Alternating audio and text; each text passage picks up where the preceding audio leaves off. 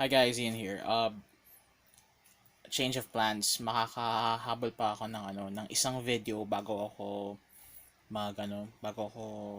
pumunta dun sa sa lakad ko bukas. Kasi napakausapan ko yung mga contacts ko na kung pwede Monday evening na ako pumunta. Now, this video is gonna be TLDR. So, basically, yun yung mangyayari. So, uh, ang daming mga nangyari in the past few weeks, in the past few days rather, last week.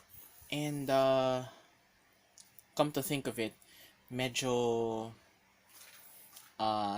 marami siya na hindi ko talaga siya masisiksik sa kahit anong mga videos ko.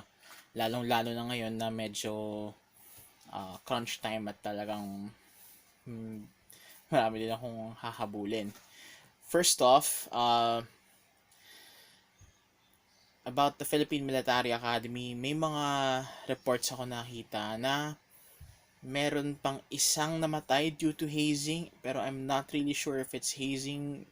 I'll let the courts decide on that, pero kasi ang nangyari ay isa pang kadete rather, ang natagpuan, napatay. This time, he drowned in the academy's swimming pool and the investigations are continuing. That's the last of it. Also last week ay inaalala ng mga taga-Tacloban at ng lahat ng mga tao na naapektuhan ng bagyong Yolanda ang ika-6 na anibersaryo ng hagupit ng bagyong yon. So, marami ding mga na-accomplish, marami ding mga nawalan ng buhay, marami din ng improvements, and somehow we collectively have learned the lesson on that. Ito medyo nakakatawa kasi naalala niyo yung kay Apollo Quiboloy at yung claim niya na pinahinto niya daw yung Lindol. Parang, Lindol, stop! Stop, stop! Oh, no, huwag ka na nga yun. Basta, parang sinabi niya, Lindol, stop! I mean, sa totoo lang kahit hindi ako, I mean, kung hindi man ako naniniwala sa Diyos, sasabi ko that's bullshit. Paano mo mahihinto ang isang natural event or isang natural occurrence dito sa mundong ibabaw? So, wala lang. Nakakatawa lang kasi nagkaroon din sila ng sagutan with guess who? Vice Ganda. So, parang okay, mukhang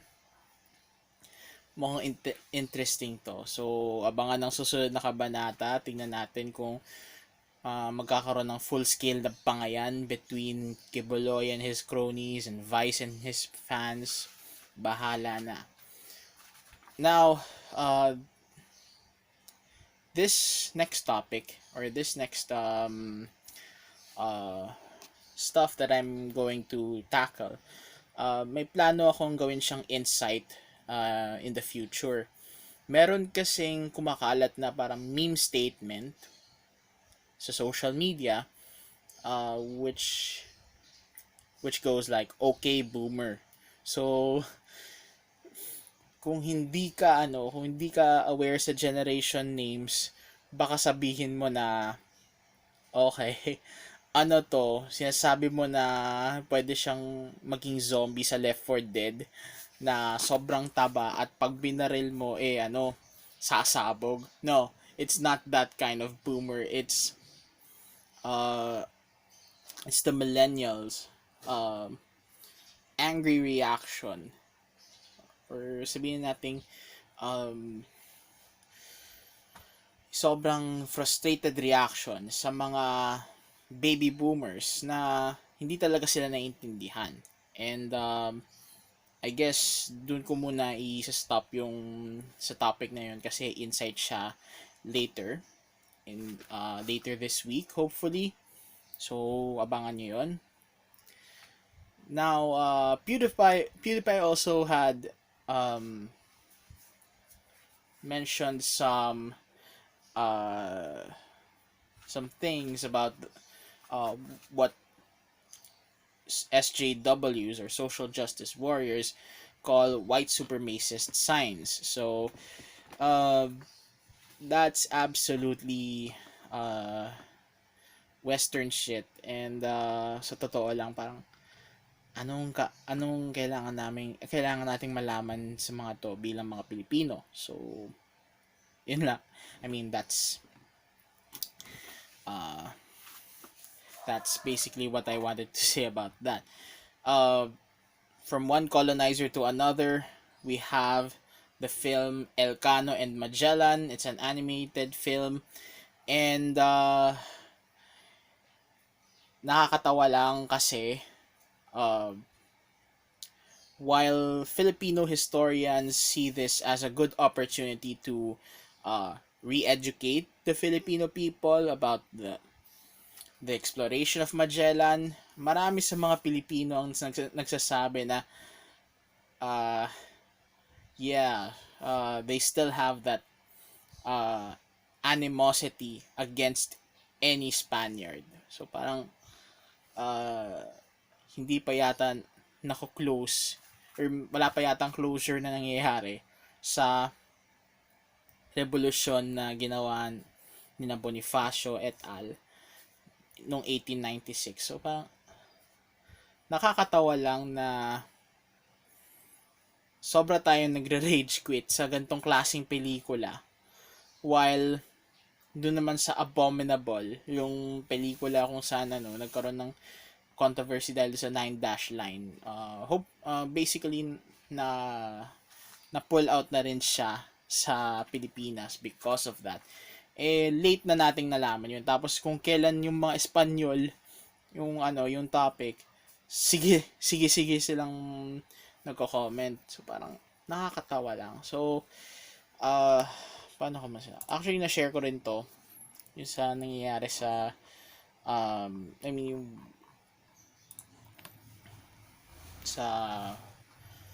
sa Elcano and Magellan. Somehow the National Historical Council of the Philippines are calling for sobriety. Kumbaga, chill lang kayo mga kababayan. I mean, this is just a bloody film. And I believe so. Kasaysayan na yan. So, actually, nakawanap pa nga tayo dahil pinatay ng mga tauhan ni Lapu-Lapu si Magellan eh. So basically, hindi na natin dapat to pinag-uusapan, pero pinag-uusapan pa rin eh. Nakakatawa lang na medyo nakakainis. So, yun.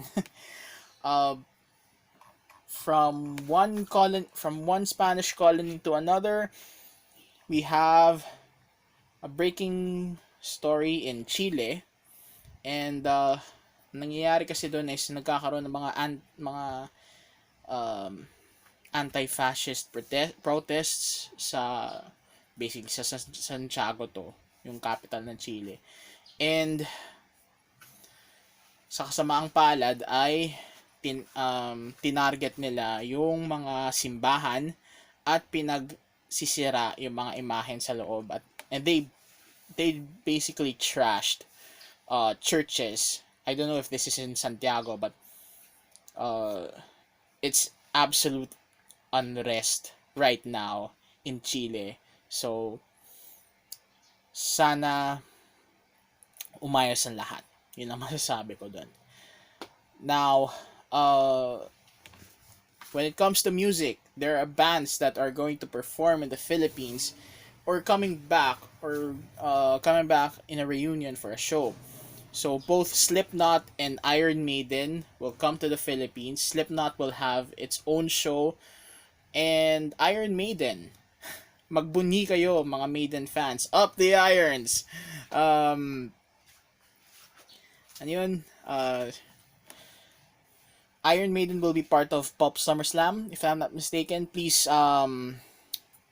correct me if I'm wrong in the comments below kung sa Pop SummerSlam ang show ng Iron Maiden. So uh both of those bands are going to have their concerts next year. In the in last week's TLDR, na mention ko rin na My Chemical Romance is also reuniting for a show. Baka nandito yan sa sa tab sa taas. I can get you on that video. Also, Rage Against the Machine would also be reuniting for a show. Hindi ko lang alam kung saan, pero they will basically be in are gonna perform the show. So I don't know if there is gonna be power taken back, pero we'll see. Back to our country and back to the politics. Vice President Leni Robredo has accepted the role of chairing or co-chairing or leading the anti-drug campaign of the national government. Fingers crossed may mangyari. Yun lang masasabi ko doon. And ito medyo nakakatawa. Isa pa nakakatawa kasi since we're gonna host the Southeast Asian Games this year, so medyo on tayo sa sports ngayon. And Wesley Saw, the US-based Filipino chess player who now represents the United States, sadly, has applied a burning checkmate to Pinoy pride. Kasi ang nakakainis kasi dito sa sports industry dito sa Pilipinas hindi masyadong suportado ng pamahalaan. Although the people support anyone who is playing, performing, and all that, pero on the top level, mediocre at best and politicized at worst ang trato nila sa sports industry sa Pilipinas. So Mr. Saw had no choice but to pack his bags and represent the United States for to develop his talents in chess. So yep, we have to accept that we had a checkmate on that. So yun. Also, by the time this video is being recorded, I've also received news that the businessman, the legendary businessman John Gokong Wei, has passed on, and he died yesterday. So may he rest in peace, and yun lang masasabi ko. He was 93, so he did lived a long life. So good for him, and again, may he rest in peace. Now, to finalize the TLDR for this week, I have two topics. Medyo may connection sa military shit, but yeah, it's a very good thing to know. First off, Sara Geronimo and Matteo Guidicelli are engaged. So siguro pinalipas lang ni Matteo yung yung training niya as a military reservist officer. And sir, congrats po sa inyo and kay Miss Sara. And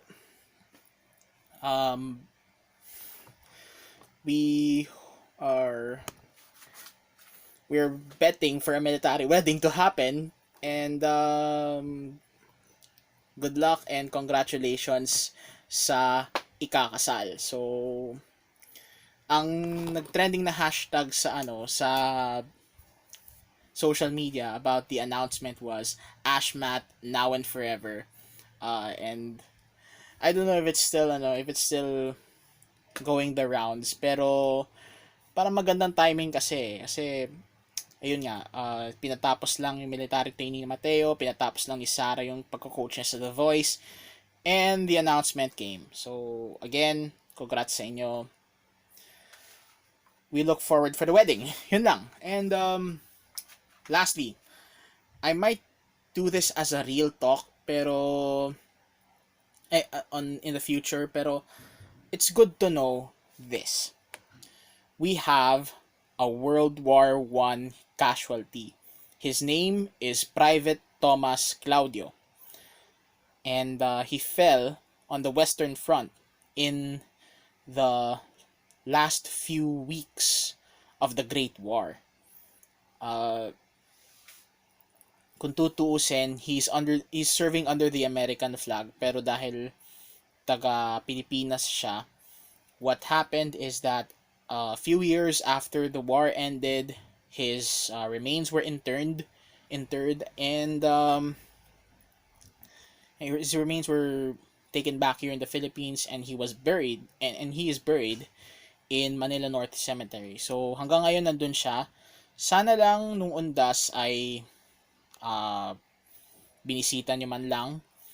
And since this recording would come out on the 11th hour, hopefully, of the 11th day of the 11th month of 2019, 101 years after the end of World War I, sana malaman ninyo, or sana hindi lang kayo mag-shop.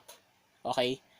Kasi I understand na this is a business trend, or this is a something that is actually it's a Chinese thing, yung dobleng numero, kasi para sa kanila parang maswerte yun, wag lang 4.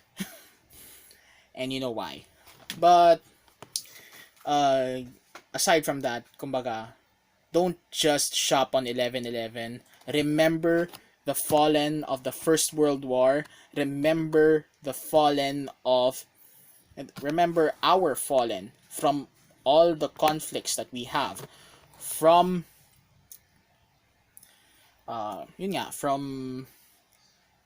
from the time that we fought as a nation, when we started off as a nation, up until recently in the Battle of Marawi and its consequences. Okay? So, yun lang mga kababayan. Yun lang masasabi ko doon. I hope that you would remember and also pray for the eternal repose of their souls. November, para yan sa para yan sa mga kaluluwa eh. And I hope that our chaplains would pray for Private Claudio's soul. So, yun lang naman. And again, I cannot assure you na magiging regular schedule pa rin sa mga ibang videos, pero I'll be back. That's a promise. Okay? So, yun lang naman. And with that said, this is Haiyan. And until then, see you next time. Bye, guys.